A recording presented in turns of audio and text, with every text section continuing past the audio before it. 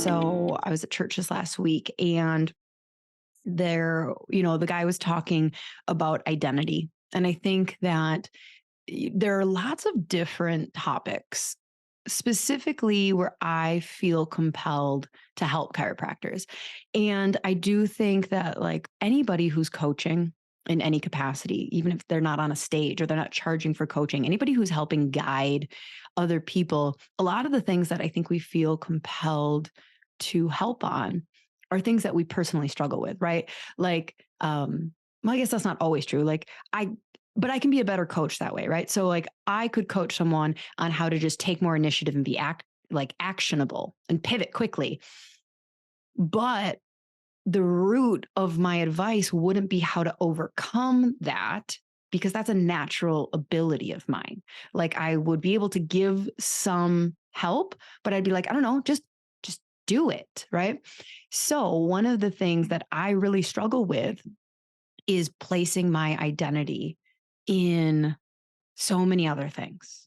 Like, and I think, that's something I've talked about multiple times, but I do think that more chiropractors need to, we praise putting your identity as a chiropractor, right? Like that's why we capitalize the last three letters sometimes. We're a chiropractor, you know, like we are absolutely praised for putting our entire identity into this profession. And if you're a true chiropractor, then this should be your everything.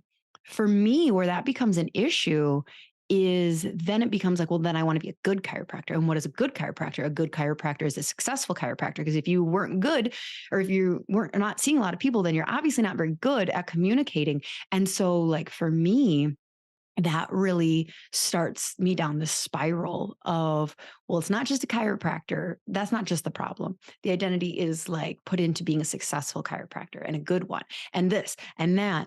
And, the point of the message was like, don't put your identity into anything that can be taken away from you. And in today's story with Jody Green, you see how much was taken from her. And ironically, chiropractic was not, and you'll get to hear how she was adjusting people in jail, prison. Okay. But like it just reminds you her story of just like so much can be taken away from you at any given time.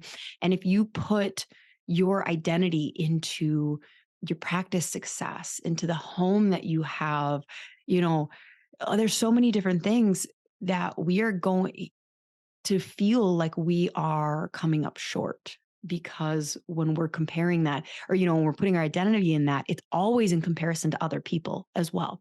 So there is your like spiritual, like, stop it right now. Think about, write a list of like, what do you're probably going to say like, well, I'm a mother, I'm in this, for those who are unable to conceive, you may have put your identity into, I'm going to become a mother, and just like that pain that contributes to your life.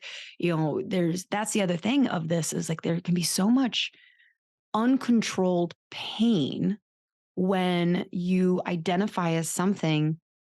And then again, your brain has a measuring stick of whether or not you're doing a good enough job at that. So I love you. I think you're doing great. And please just, figure out your shit. We'll figure it out together.